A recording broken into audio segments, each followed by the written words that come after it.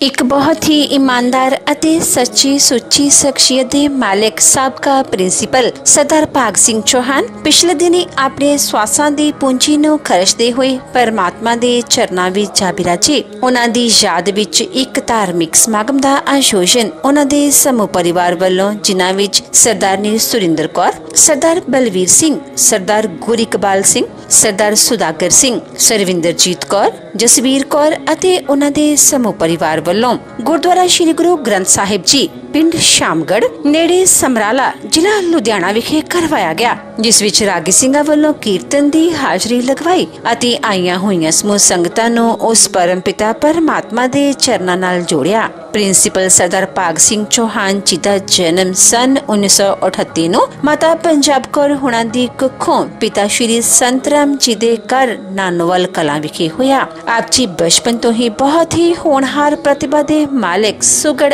ਅਤੇ ਸਿਆਣੇ ਸਨ। ਆਪ ਜੀ ਨੇ 10ਵੀਂ ਕੁਰਾਲ ਸਕੂਲ ਤੋਂ ਪਾਸ ਕੀਤੀ। ਉਪਰੰਤ 1959 ਵਿੱਚ ਨਾਰਮਲ ਹਾਈ ਸਕੂਲ ਕੁਰਾਲੀ ਤੋਂ ਅਵਲ ਰਹਿ ਕੇ JBT ਪਾਸ ਕੀਤੀ ਅਤੇ ਬਤੌਰ ਅਧਿਆਪਕ 23 ਨਵੰਬਰ 1959 ਨੂੰ ਪਿੰਡ ਬਿਸ਼ਨਗੜ੍ਹ ਪਟਿਆਲਾ ਵਿਖੇ ਨਿਯੁਕਤ ਹੋਏ। ਆਪ ਜੀ ਨੇ ਆਪਣੇ ਨੌਕਰੀ ਦੇ ਕਾਰਜਕਾਲ ਦੌਰਾਨ BA, B.Ed ਅਤੇ MA ਦੀ ਡਿਗਰੀ ਹਾਸਿਲ ਕੀਤੀ। ਆਪ ਜੀ 1980 ਈਸਵੀ ਵਿੱਚ ਸੰਗਰੂਰ ਵਿਖੇ ਬਤੌਰ ਮੁੱਖ ਅਧਿਆਪਕ ਨਿਯੁਕਤ ਹੋਏ ਅਤੇ ਮਾਨਕੀ ਕੁਲਾਲ ਵਿਖੇ ਮੁੱਖ ਅਧਿਆਪਕ ਵਜੋਂ ਬਖੂਬੀ ਸੇਵਾਵਾਂ ਨਿਭਾ ਕੇ ਅੰਤ ਵਿੱਚ ਸਰਕਾਰੀ ਸੀਨੀਅਰ ਸੈਕੰਡਰੀ ਸਕੂਲ ਸਮਰਾਲਾ ਲੜਕੇ ਤੋਂ ਬਤੌਰ ਪ੍ਰਿੰਸੀਪਲ ਸਨ 1996 ਵਿੱਚ ਸੇਵਾ ਮੁਕਤ ਹੋਏ। ਆਪ ਜੀ ਨੇ ਆਪਣੀ ਜ਼ਿੰਦਗੀ ਵਿੱਚ ਸਖਤ ਮਿਹਨਤ ਕੀਤੀ ਅਤੇ ਹਰ ਕੰਮ ਨੂੰ ਬਹੁਤ ਲਗਨ, ਮਿਹਨਤ ਅਤੇ ਇਮਾਨਦਾਰੀ ਨਾਲ ਕੀਤਾ। ਜਿੱਥੇ ਵਿਦਿਆ ਦੇ ਖੇਤਰ ਵਿੱਚ ਆਪ ਜੀ ਨੇ ਚੰਗਾ ਮੁਕਾਮ ਹਾਸਲ ਕੀਤਾ, ਉੱਥੇ ਹੀ ਖੇਡਾਂ ਵਿੱਚ ਵੀ ਰਾਸ਼ਟਰੀ ਪੱਧਰ ਤੱਕ ਮੱਲਾਂ ਮਾਰੀਆਂ।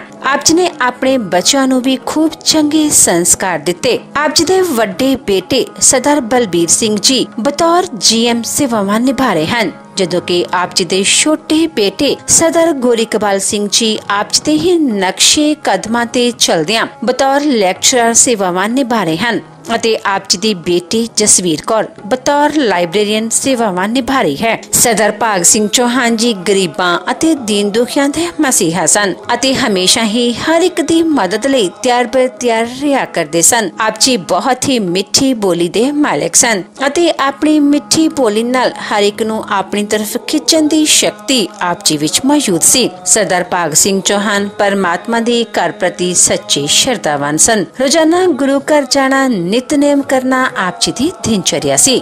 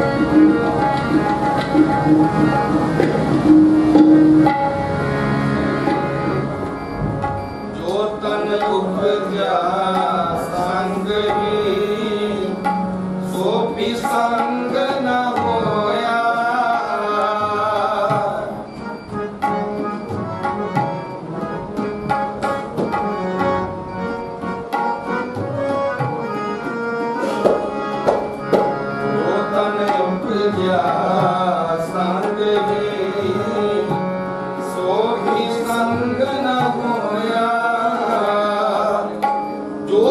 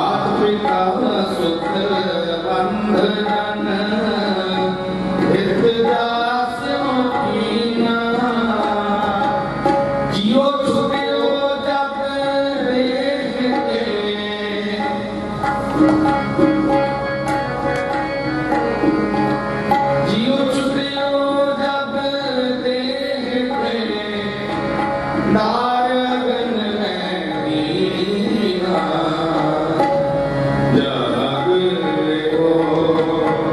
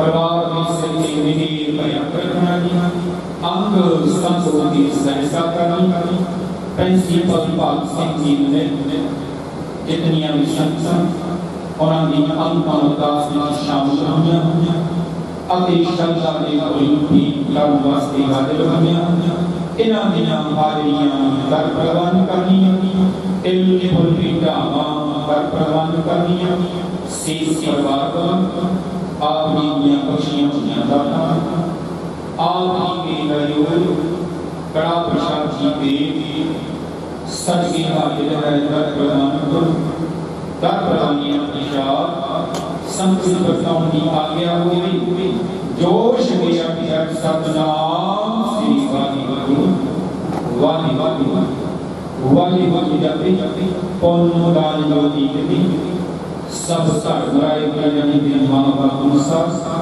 सीस परिवार को प्रिंसिपल भाग सिंह जी ने 21,000 गुरु घर वास्ते दान किया गया लेके चलाना अंग संग की सहायता करनी करो कृपा हुक्मनामा उसके निहाल गुरु जी सही प्यारे के जिन्ना मैंने तेरा नाम जिता नाम चढ़नी लगा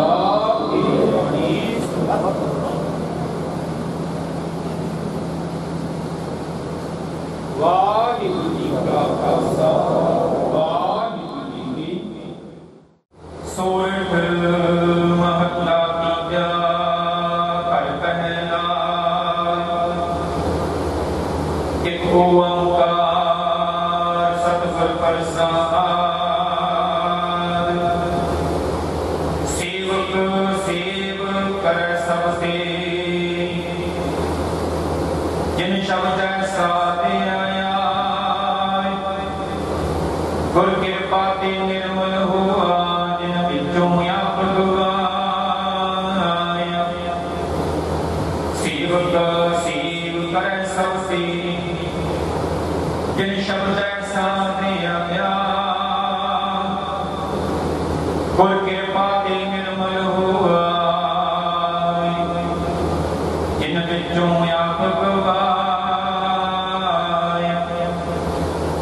अनजन गुण गावे नित साचे कुल कै शब्द सुहाय मेरे ठाकुर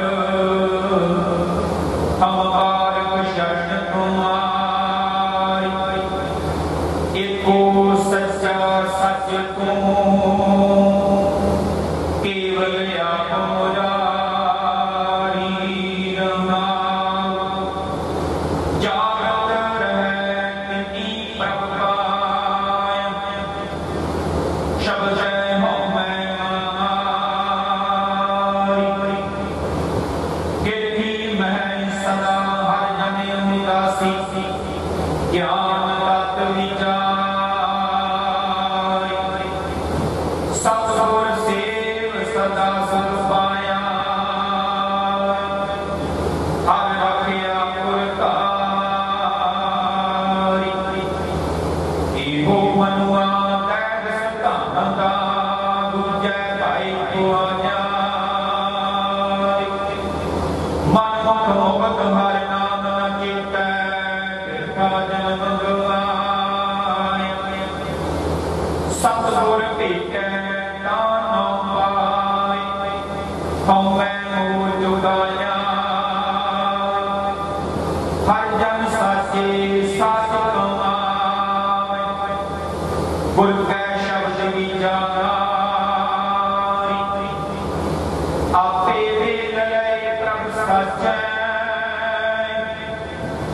साच रखिया उरताई नानक नामो कत मत पाई ए नारा समाई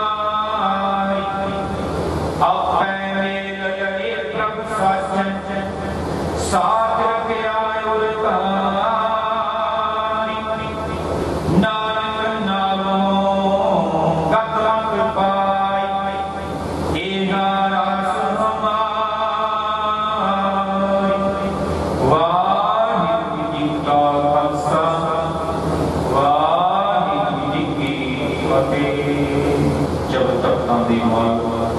संपादियों की जो तम तम साज श्री गुरु ग्रंथ साहिब महाराज जी की निकी बोली जुट बैठी गुरु खालसा सब संत जी वाहिगुरू जी का खालसा वाहिगुरू जी की फतेह। मरण लखाई मजल में आई जीवन साझे हमारे प्रिंसिपल भाग सिंह जी जो कि कुछ दिन पहला गल कराना करते उन्होंने जब आप सब संगत उन्होंने शरधा के तौर पेंट करने वास्ते उन्होंने अंत अमरदास में शामिल हुए सुबह का समा लेते हुए बेनती कर लेना doctor Charanjit Singh ji district education अफसर सेकेंडरी लुधियाना जो कि प्रिंसिपल भाग सिंह जी के जीवन लाए कुछ समय वास्ते जमना पाउणगे। Doctor Charanjit Singh ji district education के अफसर श्री गुरु ग्रंथ साहिब जी की पावन हजूरी दे विच जुड़ बैठी साध संगत जी वाहिगुरू जी का खालसा वाहिगुरू जी की फतेह। आप सारे प्रिंसिपल सरदार भाग सिंह जी जो कि रिश्ते में मेरे मास्टर जी लगते सन उन्होंने अंतिम अरदास समय एकत्र होया उन्होंने जीवन बारे बिल्कुल संक्षेप ही गलबात करनी है क्योंकि परिवार के वालों यह मौसम ध्यान रखद्या होया समा सीमा निश्चित की गई है। प्रिंसिपल साहब ने अपनी जब का जन्म 1938 के पिता श्री संतराम जी ते माता श्रीमती पंजाब कौर जी की कुखों फतेहगढ़ साहब के पिंड नानोवाल विखे होया सी। 10वीं की परीक्षा उन्होंने भुलाड़ तो प्राप्त की। एक उन्होंने जीवन की जड़ी विशेष गल उन्होंने इस धारणा पूरी तरह तोड़ दिता। लोगों के मन में जिवें ये विचार होंदा कि पिंडों में रहने वाले व्यक्ति अक्सर इंटैलीजेंट नहीं होंगे। शहरी लोगों के एक तरह का यह सुपीरियरिटी कंपलैक्स आ उन्होंने इस कंपलैक्स को उस वक्त तोड़िया ते इस धारणा तोड़िया जदों उन्होंने JBT की परीक्षा के विचों अव्वल दर्जे के विच रह के वो परीक्षा पास की ते यह धारणा बिल्कुल पूरी तरह नकार दी। इस तो बाद B.Ed गुरु सर सुधार विखे की MA हिस्टरी की। शुरू के ट्यूबल ऑपरेटर की असामी के उपर तैनात हो गए सी और उस वक्त ट्यूबल ऑपरेटर की तनख्वाह 90 रुपए सी ते टीचर की तनख्वाह 92 रुपए सी। 2 रुपए गरीब परिवारों के लिए काफ़ी अहमियत रखते हैं। जदों उन्होंने JBT की नौकरी मिली तो उन्होंने फिर वो नौकरी ज्वाइन कर ली। जदों JBT की नौकरी ज्वाइन की तो उत्थे जाके उन्होंने की वेख्या जेडे BK टीचर होंगे सी वो JBT टीचर का हाथ नहीं सुनाते नीवा समझते सी उन्होंने अपने आप को ऊंचा समझते सी। तो प्रिंसिपल साहब को महसूस होया कि जेकर मैं JBT की परीक्षा के विचों अव्वल रह सकता तो फिर मैं B.Ed क्यों नहीं कर सकता। फिर उन्होंने चैलेंज कबूल किया BD की बतौर मास्टर तैनात हुए। उस तो बाद तरक्की करते करते प्रिंसिपल वजों तैनात हुए। सरकारी कन्या सरकारी सीनियर सेकेंडरी स्कूल लड़के समराला के विचों सेवा मुक्त हुए ने एज प्रिंसिपल। प्रिंसिपल साहब ने खुद ही इस समाज के चानन नहीं बखेरिया। एजुकेशन है जी वो केवल अपने जीवन के नहीं पढ़ाया सगों अपनी अगली पीढ़ी है जी अपने परिवार के भी वो बूटा लाया। जिमें कि अपने परिवार के सब तो वड्डे सी अपने परिवार को पालिया पोसिया पढ़े लिखे नौकरी ली तो फिर अपने परिवार के भी उन्होंने अपनी जिम्मेवारी जी बखूबी निभाई आ। ਵੱਡਾ ਬੇਟਾ ਸਾਹਿਬ ਬਲਵੀਰ ਸਿੰਘ ਜੀ ਜਨਰਲ ਮੈਨੇਜਰ, ਉਹਨਾਂ ਦੀ ਧਰਮ ਪਤਨੀ ਸ਼੍ਰੀਮਤੀ ਸਰਵਿੰਦਰਜੀਤ ਕੌਰ ਜੀ ਲੈਕਚਰਰ, ਛੋਟਾ ਬੇਟਾ ਗੋਰਿੰਦਵਾਲ ਸਿੰਘ ਜੀ ਲੈਕਚਰਰ, ਉਹਨਾਂ ਦੀ ਧਰਮ ਪਤਨੀ ਸ਼੍ਰੀਮਤੀ ਜਸਵੀਰ ਕੌਰ ਜੀ ਲੈਕਚਰਰ, ਉਹਨਾਂ ਦੀ ਬੇਟੀ ਬੀਬੀ ਜਸਵੀਰ ਕੌਰ ਜੀ ਲਾਇਬ੍ਰੇਰੀਅਨ, दामाद काका सुदागर Singh ji art craft teacher. कहने तो भाव उन्होंने समाज के विद्या के चानण पूरी तरह बखेर दिता ते अपनी जी उन्होंने लाइन फड़ी सी उस लाइन के परिवार को भी अगे बढ़ाया। इहो जे समय से जदों आप इहो जी शख्सियत को याद करते हैं तो महसूस होता कि समाज में बहुत बड़ा घाटा पिया उस वै सज्जत इंसान जिन्होंने अपने आप को अपने हथी ही सिरजा। एक गल मैं और भी करनी चाहांगा, जदों स्कूल दे विच जॉब करते सी तां साइकिल के उपर ही मकान बनाने सीमेंट लैके आते थे। गल कि इन्हां परिवारों के गरीब परिवारों के मेहनतकश परिवारों के अपने आप को उच्चा उठाने के लिए स्टैंड करने के लिए बहुत मशक्कत करनी पैंदी है, बहुत मेहनत करनी पैंदी है। तो इस संजम के नाल ही ये परिवार ने जोड़े स्टैंड किए हैं सजदा करना बनता, सलूट इहो जे मौके इहो जी शख्सियत को करना बनता।